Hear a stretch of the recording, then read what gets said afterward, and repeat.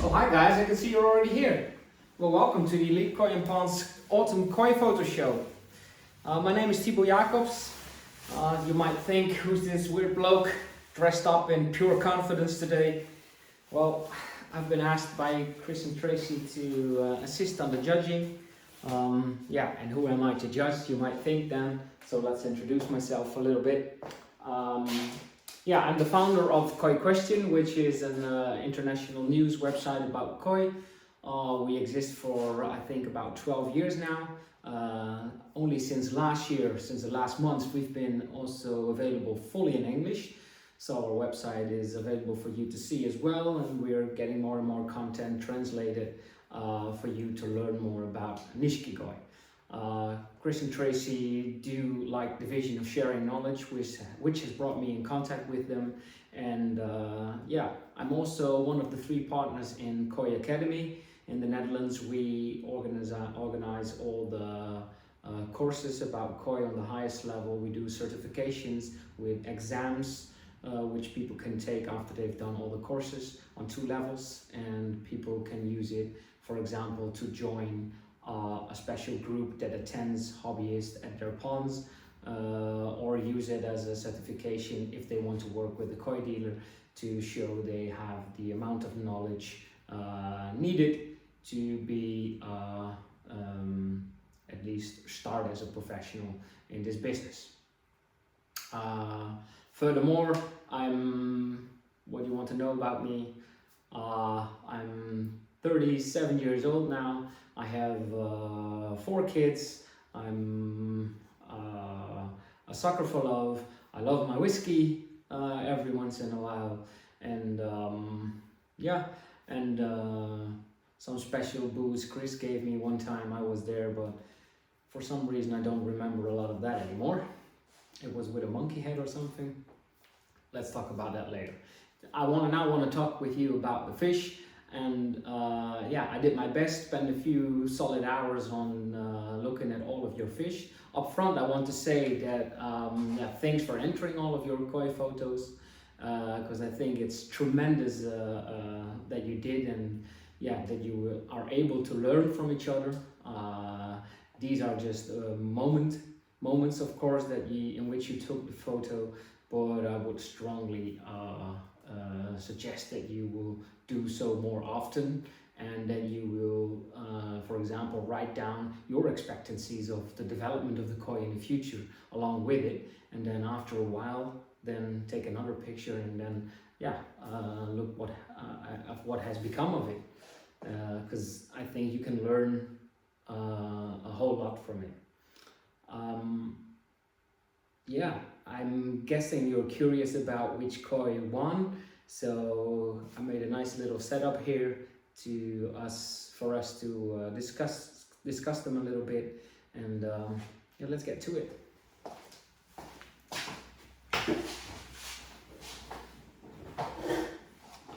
So I brought the Facebook from Elite Koi up in the screen behind me.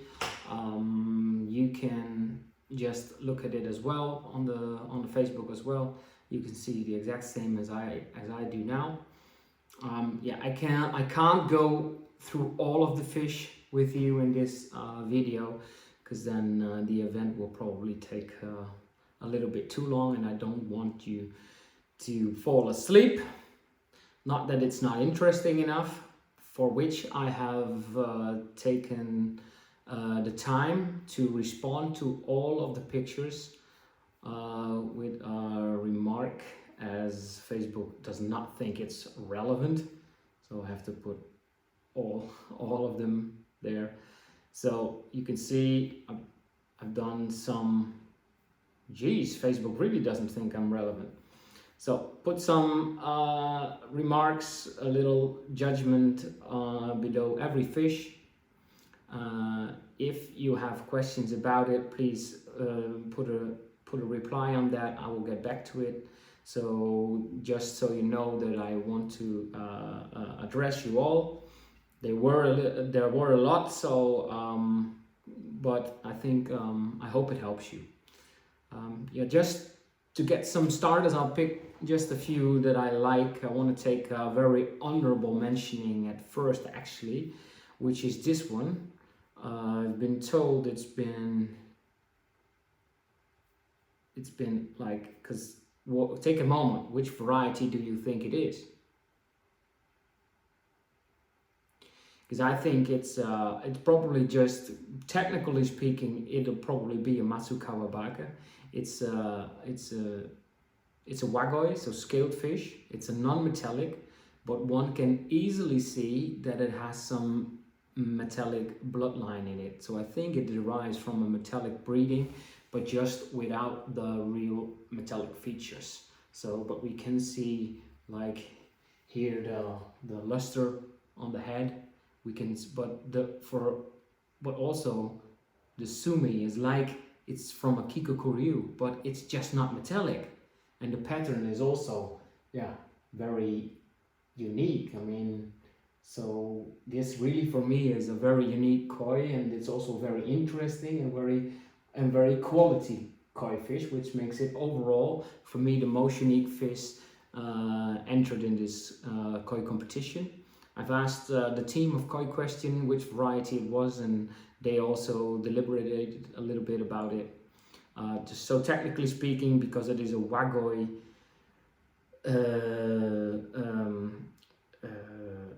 so a scaled, non-metallic, black and white fish, and it's definitely not a Shirotsuri, so one might say it's a Matsukawa baka, and deriving from the meaning of this Matsukawa baka, yes, because Matsukawa baka means like something like monster that changes pattern over season due to the influences of different aspects like pH, like temperature, and even light.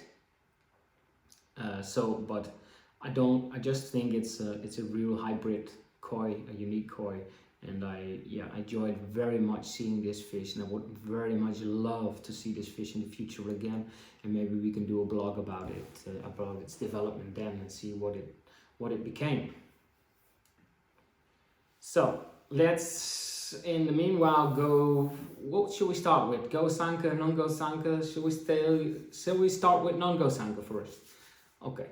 So I think, yeah, we'll do one more honorable mentioning with non-go Sanka, then go to the winners. So I've seen this Kiyotsuri. This Kiyotsuri for me is a very, very, very good example of what would you like to see in a Kiyotsuri, because normally a Kiyotsuri is hard to find because the yellow is very often smudged with the sumi in a very, in a manner in which it's very freckled with the sumi normally, and there is some here bits and bytes there, but overall it's a very tidy Kiyotsuri. The body conformation is good, it's nice, it has a nice flow from the gills back to the tail section. The sumi is black, it's not grayish. And yeah, it's a young fish. You can tell also by the sumi still in the pectoral fins. I think it will retract more to the core of the pectoral fin when the fish grows. And yeah, overall I think it's a nice fish and a very good example for a Kiyotsuri.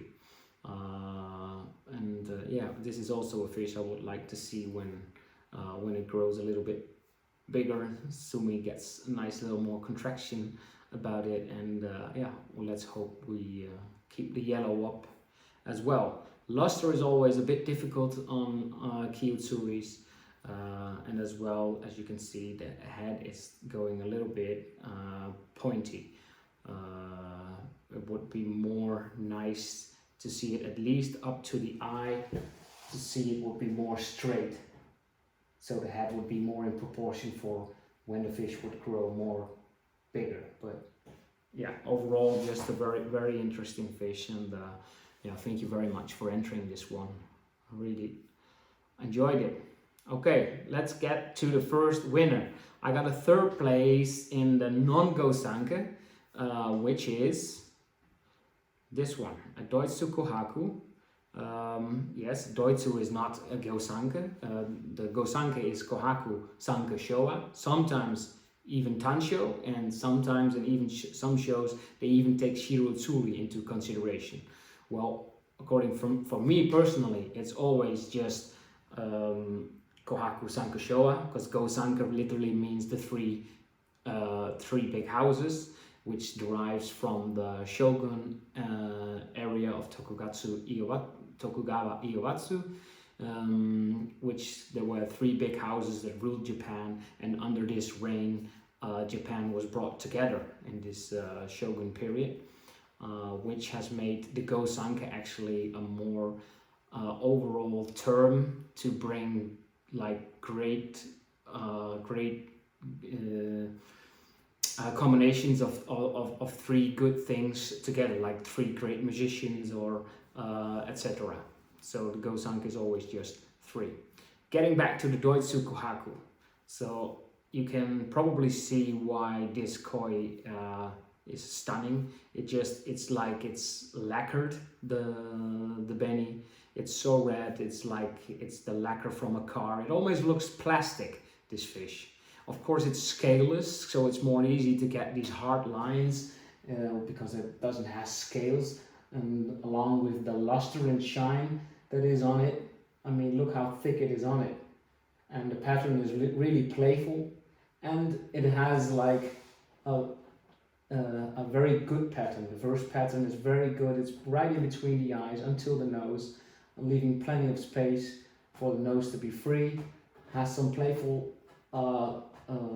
little patterns, but then a very good last pattern, which leads a good odoma. And with odoma we mean the last kiwa of the last beni pattern, leaving a nice ojime, a white skin, before the actual tail section, which makes the tail look more powerful. And overall it gives a very strong, a very lustrous appeal to the fish. And we can see that it is the body conformation is very good. I can't estimate the real size of the fish at this picture, but yeah, the white is very white, and overall it made a very good impression, and yeah, to be for sure to take a prize in this competition. So thank you very much and congratulations on this award. I'm also this, but I can say that with every fish that I'm curious how this koi will develop in the future, but okay, you have to take that for granted. Then getting to number 2 is a different variety, is this one. It is a Kinrin Karashigoi, as far as I can see. And what I like so much about this fish is that it's a young fish. You can see the length in this one. It's approximately 40 cm, 40 for maybe a little bit more. So it's a young fish with a strong bone structure, as you can see. So the body conformation is something different than the bone structure. The bone structure is how the skeleton is built, and the body conformation is how the body is on the bone structure actually. So because this fish has to build up some more muscle and weight, but you can already see that it's the structure is very good for the fish to have a strong build when it's elongated as now, so it can actually build on some weight. What we see, this is a Ginrin. It has a very solid color. It's important with one-colored fish that the color is even everywhere from beginning to the end. The Kinrin also has to be on it, because Kinrin fish are also judged for their Ginrin, of course. They say Kin Jinrin. Kinrin means gold, Ginrin means silver. So on a fish that is red or yellow or karashi is called kinrin. On fish that are white, it's called jinrin. If a fish has both, then it's a kinjinrin. You know? So that's the difference between that. We can see the nice big pectoral fins on this one. The luster on the head telling us it's a nice skin quality. We can see that because they're iridophores. They're pigmentation cells for the luster that's inside the skin, and because the skin on the head is still the thinnest with young koi, you can see the luster always on the head at first. So you should always be looking for that as a feature with young koi, because it tells you something about the skin quality, which is the hardest thing to appreciate in koi appreciation, the skin quality. And from a picture, of course, it's hard to judge. So yeah, for me, a very good, solid second place. I think this fish has some potential, and I think it's because it looks a little bit slim. I still think maybe it's a female, but I'm not sure. Yeah, really hope this fish will grow and put on some weight. But I really like the head and the way it is on the body, and the way it is like the body is yeah, very tough. It still has a firm tail, so yeah, very nice to see. Color is a little bit different than what we're used to. Don't know whether that's in the picture or that's really this warm mustard yellow color. It's I think that's also one thing that brings some extra attention to this fish. Very nice. Yeah, before we get to the number one, I'll show you some other non-gosanke fish. This one, for example, this is also a non-gosanke because also this is ginrin. It's ginrin kohaku, of course, but it's a butterfly koi. I made a joke in the comment. I thought we were judging koi because, yeah, there's as much discussion about whether longfin koi are real koi as there is discussion about whether pizza with pineapple is actually pizza. So yeah, I'll let that make up for yourself. But yeah, getting past that, it's nice to see all these different kind of fish, because you really got a competition with a lot of unique fish. I think let's look at this one. I mean, it's just great to look at it. It's you can say it's a Kuman Ryu. You can say it's a Deutsche Chirutsuri. You can say it's a Deutsche Beko, of course. You can see the sumi is on top, but there's also sumi beneath in different levels of the skin. Very interesting to look at. Yeah, so nice to see those entries. Then we have more. Yeah, of course we have more. Look at this very nice example for a kin showa. Kin showa is a metallic showa. A very good fish, was a competitor for a prize, but the body is an important factor when judging fish, and I did think that the body is a little bit declining in the belly here. There is a kind of a problem that metallic fish in general have, or Doitsu as well. They easily get a little bit of a belly. Genetics aren't as good as with for example Kavari Mono and Gosanke. So yeah, that's the thing you have to be looking for when selecting these kind of fish. But overall, it's of course a very interesting pattern. The skin quality is good, it's metallic, and yeah, the contrast is very nice. So yeah, as you can see, I enjoyed it very much. Also non-gosanke, still a Kujaku looks like it has a very big head. I liked it very much.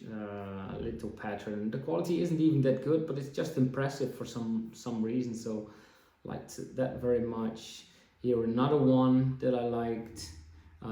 You can see the contrast. It's very black. But leaving the fin tips white and the tip of the nose white, along with the color and the contrast, just makes it a very nice appearance I can imagine in a pond. Yeah, here another, also Nongo Sanka, was a very nice fish, was a competitor, but because of the quality of the picture, I couldn't let it win or a prize, because yeah, it's just too difficult to judge the quality when it's this low grade of a picture. I can't see whether this is and what it actually is and how it looks like. So it didn't seem fair to me to pick a koi with a low grade picture, but an apparently nice tancho spot, for example, over some koi that did have a good picture. After all, it is an autumn koi photo contest, so the quality of the photo just matters. So look, just try to improve your skills on that. For example, seeing this one, it's like I think it's been a Midori koi. They tend to change color when they get a little bit older. Still very nice to see, but with this unique color, like yellow, green yellowish, it is so much stronger if you put it in a bowl, and it will really pop out the colors and make the fish stand out. So please use a bowl when you take koi pictures, and take the koi pictures from up front when you look at the koi, and not from behind, as is done with this one. Because yeah, if you do it, take pictures unattended from girls from behind, they will smack you in the face. But yeah, so appreciate koi head on will be much better. I think we get to the winner, and maybe that's not a big surprise, but it is just a very, very great fish to look at, and that's the goshki. It's been, I think, because there was a blog about already, and I think it's from Aoki, bred by Aoki. Yeah, we also say Kuro goshki because it's black. It's a black goshki, but black goshkis are not born black. I have put the development blog next to it, so you can see how it actually changed. Yeah, this was the picture at first when the koi was purchased. And then from that, the fish developed into this. It's like already completely different. I mean, where's the ginrin here? I mean, it's there. You can see a little bit sparkles, but over here it's just already a different fish, and all the way gray. And then it turned completely black, no ginrin or something visible. But very, very nice. You can see that how stable the Benny pattern is, because it looks here, if you had to judge it, like it's going to be swallowed by the sumi, these little patterns, but it just isn't. It just stays tremendously stable, this fish. So it really stands out from all other fish in the competition. Yeah, it also has a very unique pattern. It doesn't have a big pattern, but the quality speaks for itself. It's a very interesting fish, and I like the most beautiful fish to me are the fish that you learn the most from. And the fish you learn the most from aren't even always the best koi. Because if you buy the best koi that has a steady development, you won't learn a great deal about them. But with fish that have many ifs and so's, and oh, if this will go this way, then it will become a nice fish, or what will this become? So the tatishita, those are the best fish to learn from. And if you want to learn more about Nishiki koi, you should buy them, and then write about it, write down what you suspect it, how to develop it, and then confront yourself with it after half a year, and yeah, learn from it, and do that together with other hobbyists. That's a great way to do it, and that's the way in which actually watching a koi will become seeing the koi. So yeah, congratulations on this victory for the winner. Tremendous fish. It will probably be very different again next year, but yeah, koi is livestock, and it changes, and you have to appreciate the moment it shares his or her true beauty with you. And due to this contest and the blog and the newsletter, Chris and Tracy wrote about it. I think we all have learned a little bit of this, and had some. It brought some inspiration to us, and that's what the hobby is about as well.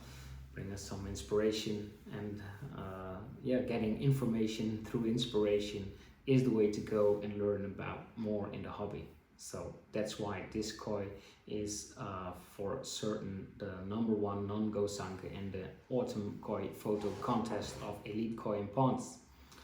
On to the go sanke. Yeah, we will be looking at non-go sanke, in which I had a very hard time determining the third place. So I'm gonna get to that. The one, and I'm starting with the one that didn't win after all, is this one. It is a kohaku. It's probably already a little bit of a bigger kohaku. It has a very good structure of the head, very wide, very strong, great meheba still. Meheba is the distance between the eyes, and it should be the same distance between the eyes. The distance between the eyes should be the same distance as from the middle line of the eyes up to the nose. Why? Because if this is the case with young koi, then the head of the fish will grow accordingly. If the meheba, so the distance between the eyes, is, for example, not the same length but only to here, then when the fish grows big, the nose gets a little bit stump, and we see that with a lot of shagoi and stuff, and it just doesn't make the appearance of the koi better, because when the koi grows, the head gets wider, but the nose doesn't get very longer anymore. So that's why this effects can occur, and it's a little feature that you have to be looking for when selecting young fish. It reminded me a little bit of a different fish that won some shows in the past, also in Japan, the Rinyukai. The fish is from Nogami, called Pandora. Yeah, I'll have to look that fish up. Oh wait, I have it here, I think. Yeah, this is Pandora. You can see a little bit that it looks a little bit the same. Of course, this is a grand champion winner of Japan. I'm just talking about that it reminded me of it. Let me switch back, and then you can see it. It reminded me a little bit of it, but not entirely. The fish in this picture, I'm missing the little bit of the quality in the skin. The body is not very wide, but it is very strong. It has a firm tail. The pattern is nice, but also a little bit messy, and those were a little bit of the things that made me decide that that's not why it didn't win. It just lost the third place to this fish, which had overall better show standard features at this point. So it's a very nice fish. Also, it's very nicely built.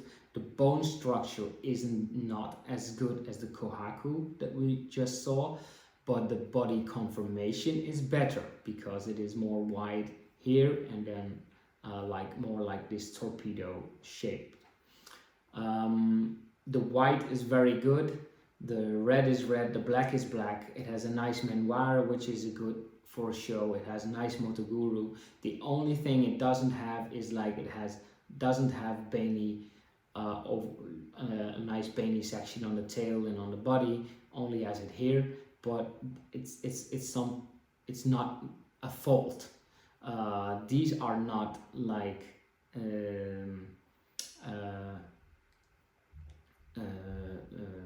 secondary, we call it nabihi or tobihi, because it is a pattern. I think Japanese EMPC, International Musical Promotion Center, has said like it's a pattern if it has at least 3 scales colored, and that's the case here.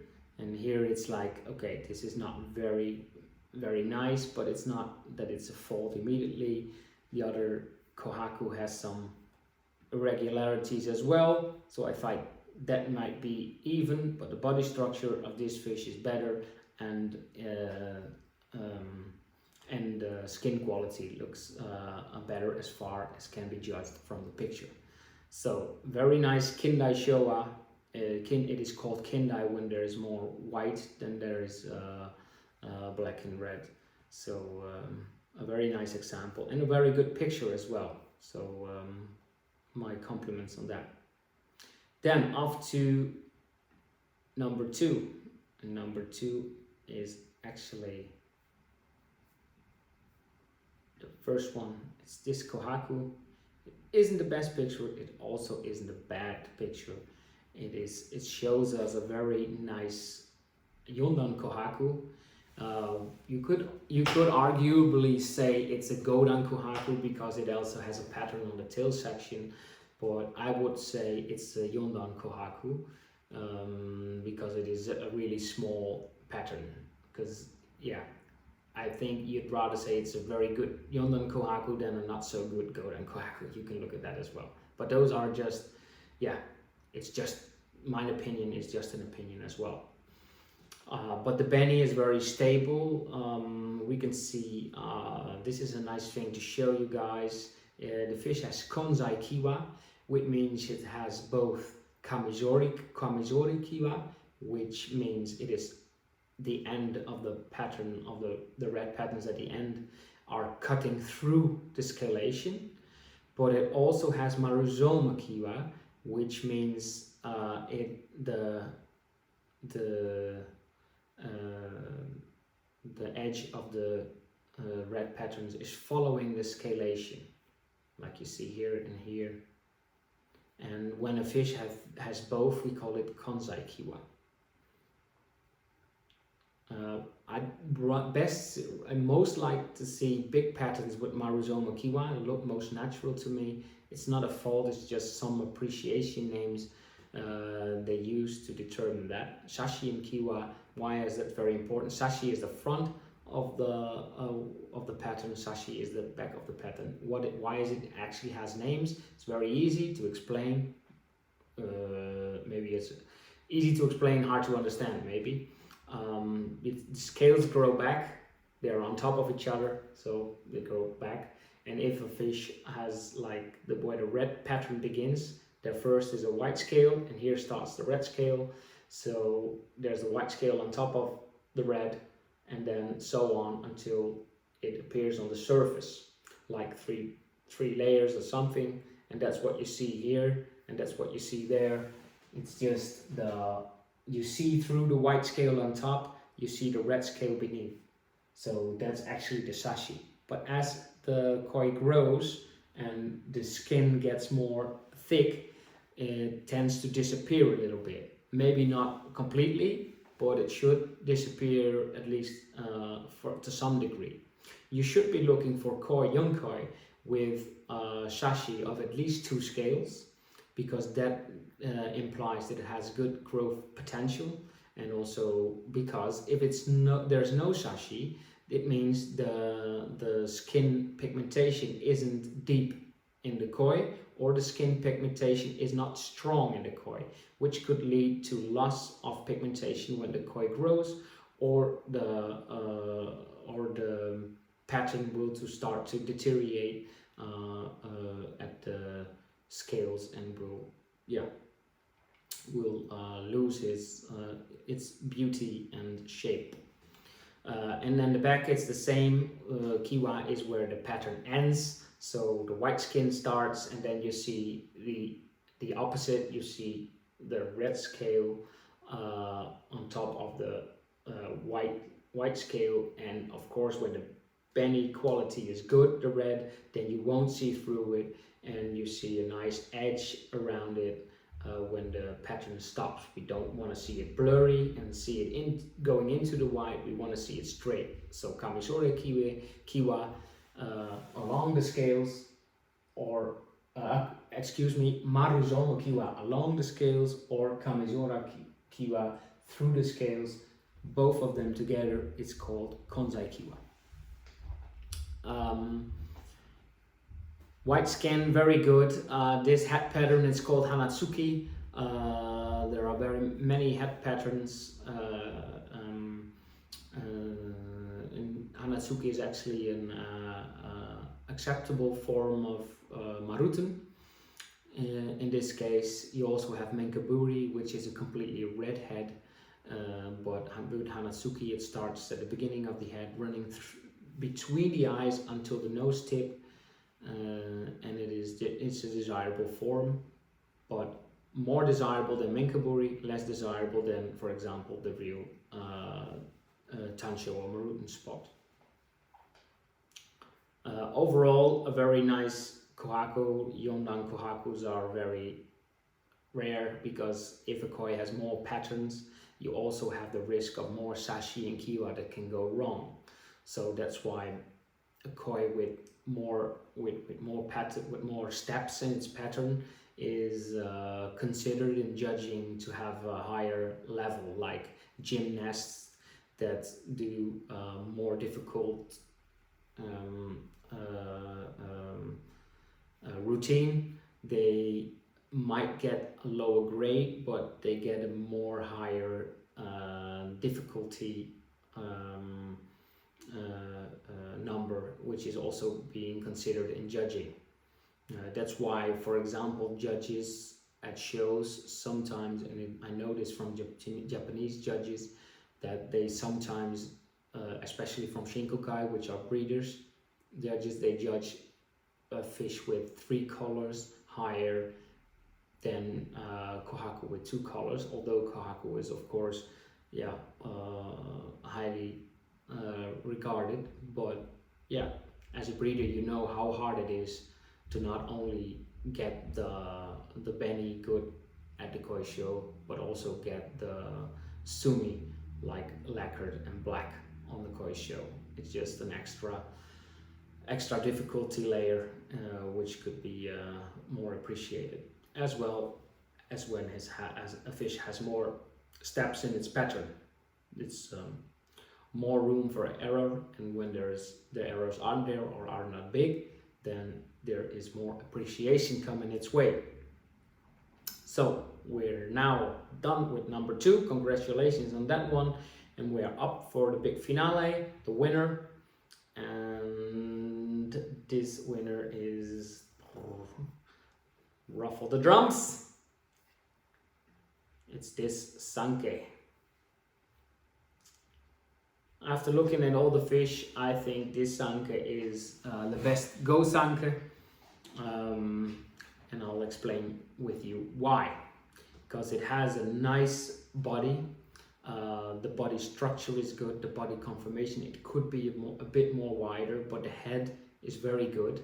The head has some nice, as you can see here, the gill plate is very straight until the eye, which makes sure that the body line is very straight as well. We know for Sanke that they have more difficulties with building body structure, body composition than Showa, for example. Why is that? Because Showas have a bigger taiko, we say. The taiko is actually the line from the side of the koi, so from the belly to the top of the back, where the backbone starts. And if you have a bigger, if that is higher, then there's a longer way down, so the fish, it's more easy for the fish to get wide. We see that with Nisai Showa a lot, and which tends to disappear when the fish gets Sanzai again, and then gets back when the fish is Gosai or something. And that's why Showas have a more stronger body structure than Sanke or Kohaku. They have a bigger taiko, they say. But this Sanke, it has a nice body line, The pigmentation is very stable, it's very good. It has a nice kohaku pattern underneath, if you think away the sumi, but the way the sumi is placed, which is very difficult with sanke. I interviewed a lot of breeders, and they all say sanke bimbo, which means sanke makes you poor, because it's very difficult to make pleasing sankes. Showa are more exciting, and people will always look at Showa and think about, oh, this can develop in this way, but with sanke that's way more difficult. Well, one of the more important things in sanke is kata sumi, which means shoulder sumi, and this fish definitely has sumi in its shoulder. Then you also can say there's subo sumi, which is critical sumi. Some people always say this, that means the sumi is in the white. I debate that. I think subo sumi means like critical sumi, which is in most cases the kata sumi, because when a sanke doesn't have kata sumi in the shoulder, the balance is more easily off. And of course, because sumi in white gives the fish more contrast and to the pattern, it's more often that critical sumi is also in the white, but it doesn't mean critical sumi can't be kasane sumi, which means the sumi is in the red pattern. But it has a nice placed, well placed sumi. You can see it's very tight, it's contracted, the sumi, and yeah, you can see it's very nice. The sashi is very nice here. We see some tejima. Tejima is the black in the pectoral fins. Should only be a little line with sanke. With motoguru, which is with showa, we see this this flowerish effect in the core, coming from the core of the pectoral fin. With the best tejima, however, it is not in the core, it is just loose in the fins, which is also an indication of high quality sumi on a fish. Overall, yeah, I think it's a great fish to see. I would very much like to see some videos of a lot of these koi, but I think this sanke has the overall best papers in the Go Sanke group to be the winner, and I think the owner can be proud that he raised this fish, got the pigmentations the way they did, and I hope you have a lot of more years to go with this fish, and a lot more moments and pleasure and growth from the fish, and I hope it will get somebody to it, so we can look at it once more again. Yeah, so these are my two top threes. I want to thank all the competitors, all the people that send in their fish. I think you got a great thing going on. Elite Koi is very actively involved with its community and sharing knowledge, which is something I very much support, which is why they support me, and yeah, that's why I'm more than happy to lend my time and minor expertise to your cause. As I said, I judged every fish, just put my thoughts in a reply on the picture. If you want to talk a little about it a little more, or have a question after the things I wrote, then just hit a reply and I'll get back to you. Furthermore, I want to wish you all the best of luck. Please make Chris and Tracy go crazy today with all your questions, and please don't leave the shop without your cars fully packed with equipment stuff and koi, of course. So yeah, they can keep on doing this for many times and years to come. Thank you very much again. My name was Thibaut Jacobs, and I hope to see you in real life at Elite Koi in the future. Please visit koiquestion.com in the meanwhile. and hit me up with a message if you want to have a question or anything else.